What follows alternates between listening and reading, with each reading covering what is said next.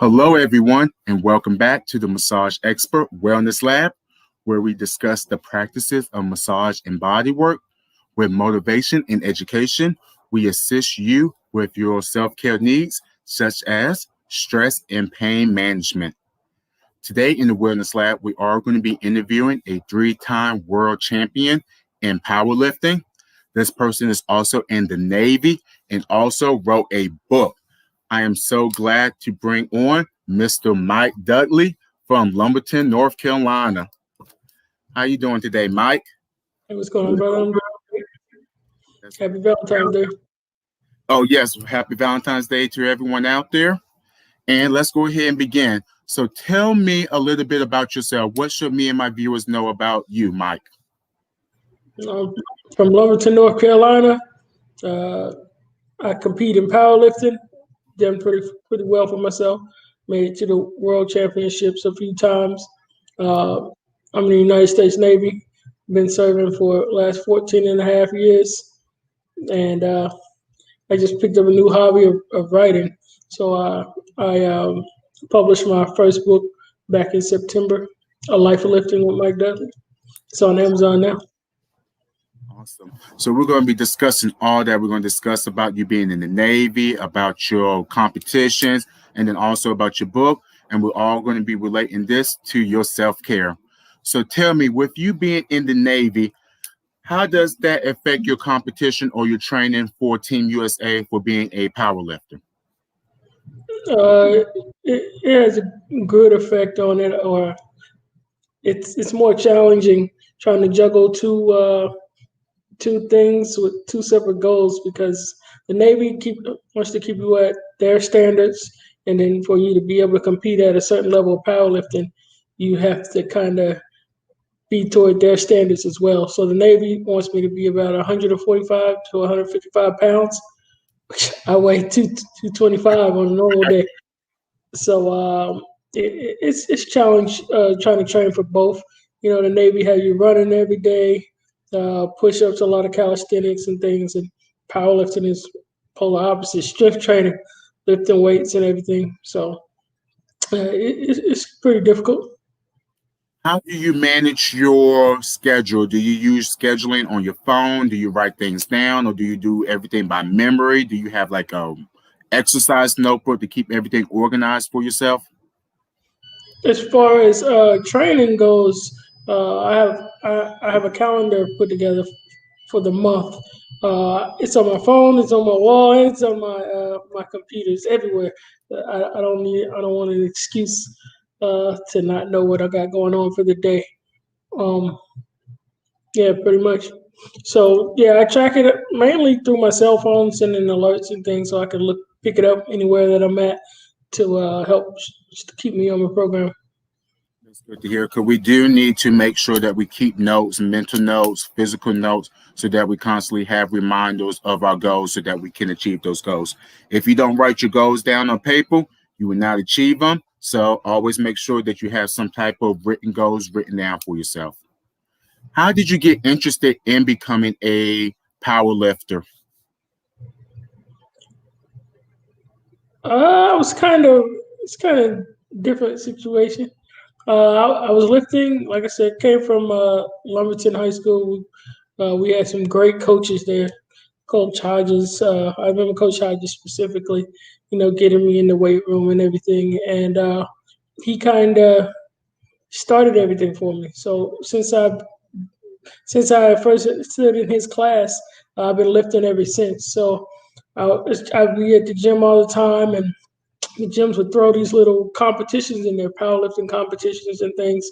And one day somebody grabbed me up and was like, "Hey, you should do it." And I had real low confidence. I don't know anything about the sport. So I was trying to get out of it, but they ended up pulling me in, and I won that competition. And that's what kind of gave me that first kick of motivation, thinking that I could do this. That's good. And shout out to all the coaches out there that's making a difference in the youth's lives with sports and fitness. Same thing with Coach Gaskins, the basketball coach at Lumberton. He motivated me to get better at my basketball skills, so that got me more interested in working out and working on my body, my skills, and that sports performance skills that you need to be successful for your sports. Absolutely. If I just add in one more, I mean, Yes. I wrestled as well, Coach Caraway. I mean, you're taking somebody with no confidence and then you pull them in a sport and show them you can do something. That's a life changing thing right there, you know? Yes. So, like I said, thank you for everyone. If you are interested in getting into sports, definitely try to find yourself a coach or a mentor, someone that can help you along the way to give you tools, knowledge, so that you can be successful in the sport. So, how do you become successful? How did you become successful in lifting? Did you have somebody that actually trained you one on one for your competitions, or did you do all your exercise research and everything on your own? I think one of my uh, one of the major reasons why I was able to be successful is because I was always open to learn. I feel like I could take something from everybody and use it in some way. You know, no matter how far or how high I got into the sport and what level, I was still open to growing and learning. So by the time I got up to the top, I felt like I had everything. So, with you being a three-time world champion and traveling all over the world, doing training for the Navy, doing training for the Team USA, how do you know if you're overtraining your body? Do you have signs, signals, or warnings that your body gives you to let you know that you may need to slow down? Absolutely. For me, I feel tired. I feel sluggish. I feel tight, and I feel like it's kind of hard for me to find that focus on my zone when I'm in the gym and everything. You know, um, th- that's mainly my first signs that I see. So, how do you help yourself to recover from lifting or from your workouts or from competitions for your body? So that's when I go. I get massages done weekly. It's something I never knew about until I made it to the higher level of powerlifting. But I quickly learned the importance of having massage and therapy treatments. Massage and bodywork services and treatments are safe for everyone. They are great for power lifters, bodybuilders, people in the gym, people that's working out, or those dealing with stress or pain management. It helps the body to relax. It sends hormones to the bodies to release tension off the body. But the main thing for those who are looking to become power lifters, is that the massage therapy or sports massage is a good way to remove lactic acid from the body, which slows the recovery of the muscles, but also a good way to break down any knots or adhesions that may be building that may stop you from getting your good range of motion to be able to perform a full bench press or to go through a whole range of motion through your squats. So, Absolutely. yes. So how you say you get massages weekly? Do you know what type of massages do you get? Do you get a Swedish massage, sports massage, For the cupping mo- done? So it depends on how I'm feeling. The weekly massages are normally for post workout, so normally deep tissue. However, I start having lingering issues or things going on with the body. That's when I go more into like Graston techniques and things like that to help recover the specific areas of the body, especially like cupping. I do a lot of cupping as well. I am trying to get certified in cupping, so be on the lookout for that. Medical massage is definitely something that you should look into. Medical massage can help you with anything that you have with injuries or diseases that's going on in the body. So I will be able to read a prescription from your doctor saying that you tore this muscle, injured this bone, and we will work together with your primary care doctor to come up with a treatment to help you get rid of that pain and discomfort off the body. Because I know a lot of people suffer from pain and discomfort on the body. Yes. So, what are some injuries that you had suffered from being on Team USA or working in the Navy? I suffered a few three bulging discs in my L spine and one in my T spine, and I received I say AC separation, shoulder separation. And recently, back in September, a left pec major tear. Okay. So those are all some serious injuries. If you didn't know, you could use Epsom salt to help bring blood flow to those areas that you have, to those muscles that you ripped, torn, or bring blood flow to that spine area so that you can have some fluid going into that area to remove any inflammation that may be causing pain. And then also to help bring that blood so that that muscle can go ahead and start healing a little bit quicker. Oh, I never heard of the Epsom salt. That's Never cool. heard of, definitely use Epsom salt. If you haven't heard about Epsom salt and how to use it, check out my video that I did on the history of Epsom salt. It's very informational about you learn about who started it, who founded it, and how they turned that into a business. And I'm always about those who are trying to become entrepreneurs. So tell me about what inspired you to write your book, A Life of Lifting with Mike Dudley. Uh, a lot of factors. Just me coming in, being at the bottom of the food chain, and being different from everybody in my surroundings in my sport, because I was kind of self-made in the sport, and everybody is into following the strongest guys' routines and things of that nature. And I didn't know anybody, you know.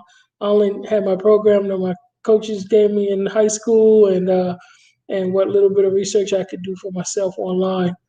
Um, so a lot of questions always arouse with why I'm doing the things that I'm doing, and what benefits and everything like that. So I decided to write a book to help answer the questions for those people who had those questions for me. What kind of therapy did you get from writing your book? What do you mean with like therapy? Did it release stress from your body? Did it feel like you lifted like a boulder that you was carrying? Did it feel like you was giving back to the community? Or was it that's therapeutic to be able to have all your information so that everybody could read it? I think it might have caused a little bit more stress, because you put some things in there that nobody knows, and maybe nobody's supposed to know. Everybody knows your story. When I started writing the book, I started from when I was really young, just growing up watching wrestling, to all the way to I made it to the world stage. So a lot of highs and lows. I was crying times, angry at times, and it's kind of awkward, when people walk up to you and they quote things about your life and things of that nature. So at first it was beating me up a little bit, but now I'm okay with it. And if you didn't know, aromatherapy could definitely help you with some of those emotions that you may feel throughout the day, like the anxiety or stress, or just feeling like that you may feel uncomfortable when people come up to you. So I always like to use aromatherapy like lavender or eucalyptus before I go to bed, just to get rid of some of that anxiousness. And I also use aromatherapy before before I go to lift weights, just to give me a little bit of pick me up so that I can feel inspired to be in the gym, to say that I need to be here to focus on me and not to focus on what everybody else is doing. I might be a little bit ignorant asking this question, but what does aromatherapy consist of? Never really heard of it much. Aromatherapy, only thing aromatherapy is the distillation process of a plant's roots, stem, flower, any part of a plant, and then it is turned into an oil. They add bacteria, yeast, and stuff like that to get it into an oil form that has a scent to it. The scent comes from the plant, and the aromatherapy or essential oils has properties for physical and emotional. So it helps the body physically by relieving pain off the body, bringing blood flow, removing inflammation, and then it helps you emotional by tapping into senses that you may have. The smell of lavender may remind you of your times when you was a child being in the fields watching wrestling on TV, or it may be the scent of a eucalyptus may remind you of having your first match, or the same thing like peppermint. Peppermint brings good joys to people because they remind them of Christmas time, holidays. So you have to find the aromatherapy or essential oil that match the scents that you're actually looking for, that you need. Okay. And since you don't know about aromatherapy, definitely go to my YouTube channel, Massage Expert Wellness Lab, and check out my previous video that I did on aromatherapy, because I was able to talk about how the Egyptians used aromatherapy in the past, how we use it now, and what it's actually in. Because aromatherapy is in all our foods, products, any and everything right now. Sounds great. Yes. I have another question for you, and it's related to you with lifting weights. When you're in the gym working out, what is your favorite music to listen to get you pumped up? I, I listen to a little bit of everything. It's more for me the beat, the high tempo beat and everything.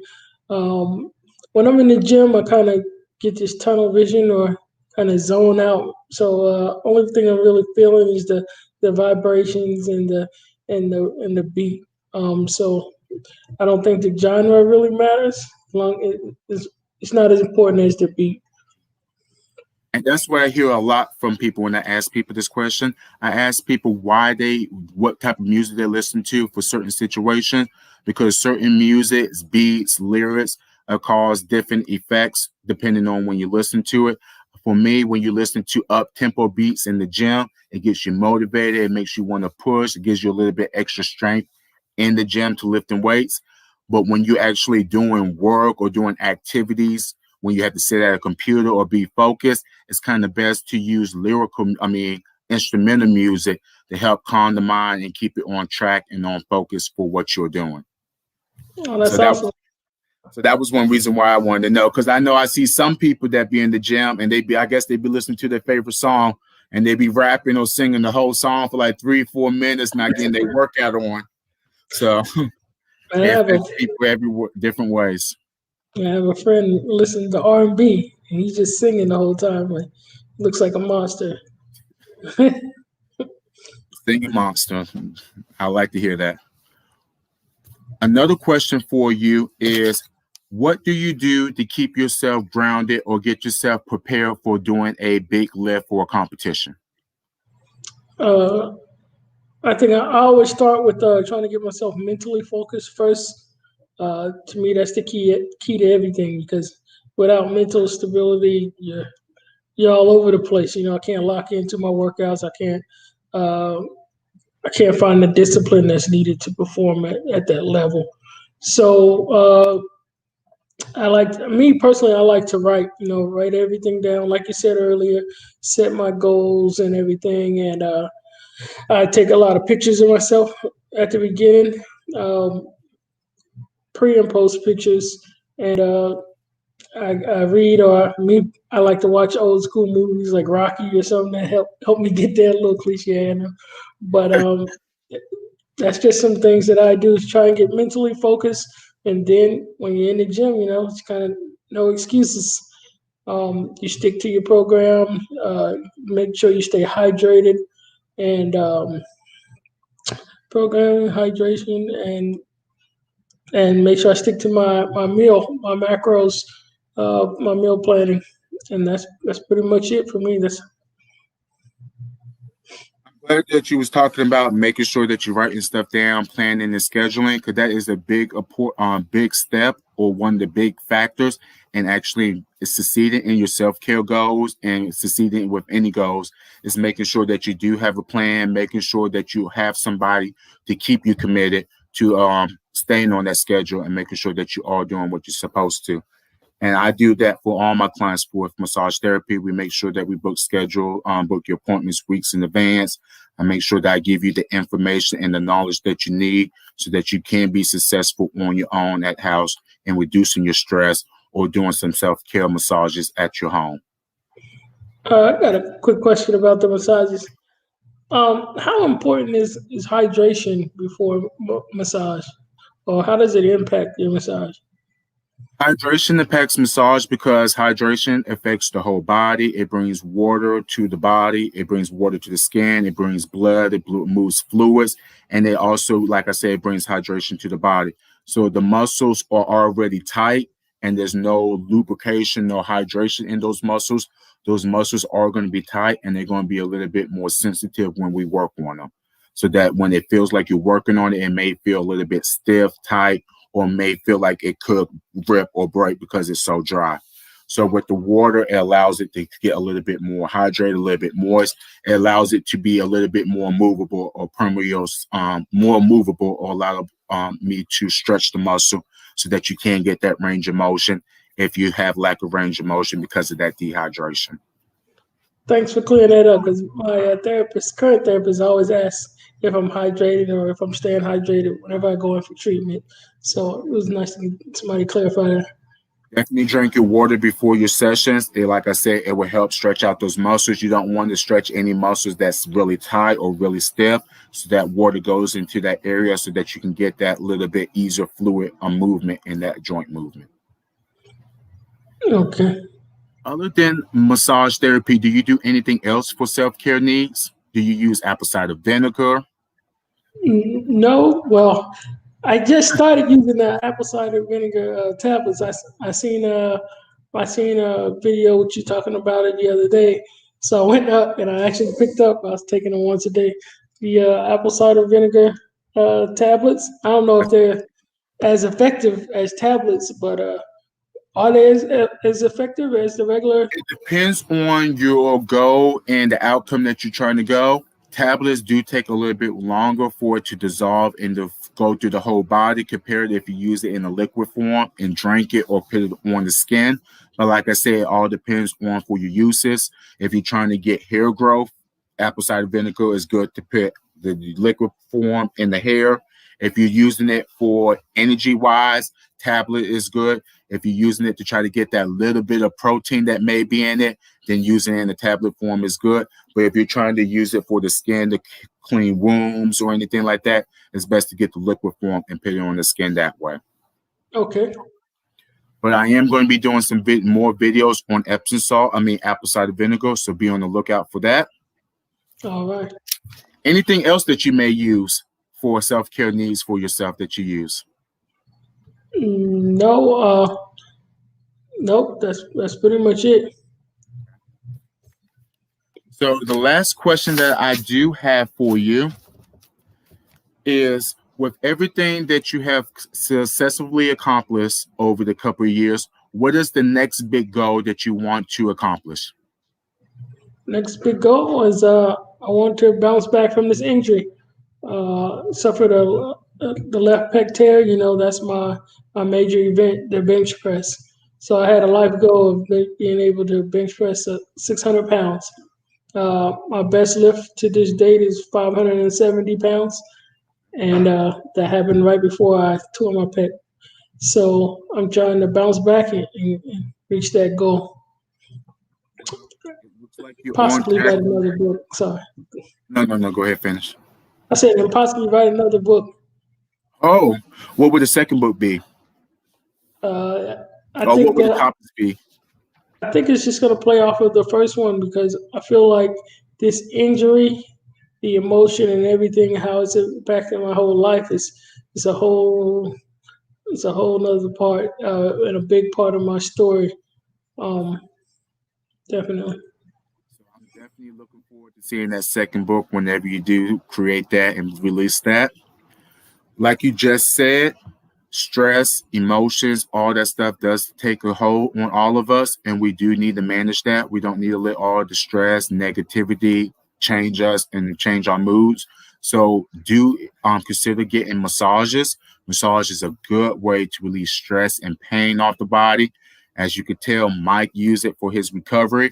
And if you continue using massage therapy, it would definitely help that pec minor regrow, recover, and then also allow it so that you don't have that scar tissue.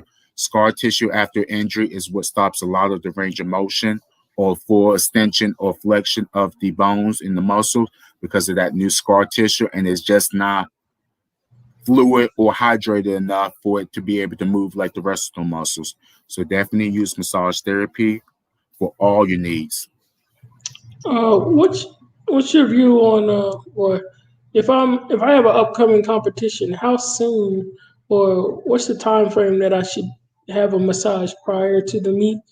It Like the day? depends. Oh, go ahead. It depends on what the competition is for.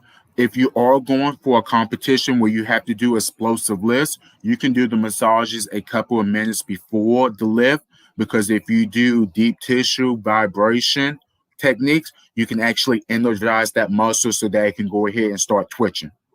So that Oh, when you get ready for competition, you can already feel the muscles twitching, that you're already ready to go and lift that muscle, lift that weight, because those muscles are already being activated. So that is one good thing about getting a sports massage. Sports massage can be done before or after a workout. So before, it's good to get those muscles activated. If you were looking for something that you had to do competitions over time, it will probably be, or over a couple of days back to back to back, it will probably be better to do a good deep tissue massage before that competition and lift, so that you can go ahead and get the knots and adhesions out the body, so that your body can get readjusted to the new body, because you don't want to go into a competition the day before, again, a deep tissue, and your body's all loose. You can move your shoulder all in a good range of motion, and that impacts or change the way that you actually lift the weights, because you're not used to, or you're used to having that little blockage that will slow things down. So if you are going to be doing competition over time, it's best to get the deep tissue a couple of days before.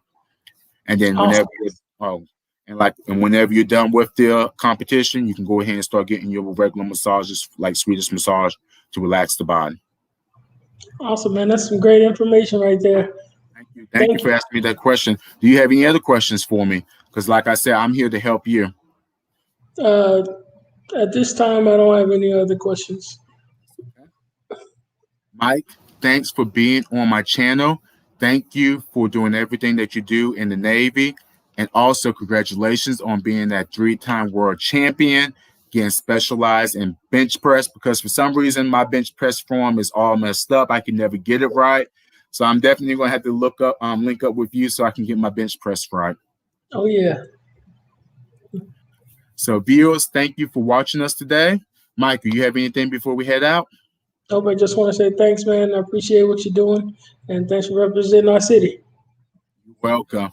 And if you didn't know, March videos is going to be releasing interviews and discussions from males in Lumberton. So be on the lookout for those videos starting in March. Once again, it's me, the massage expert, with Michael, and we'll see you on the Massage Expert Wellness Lab next Tuesday.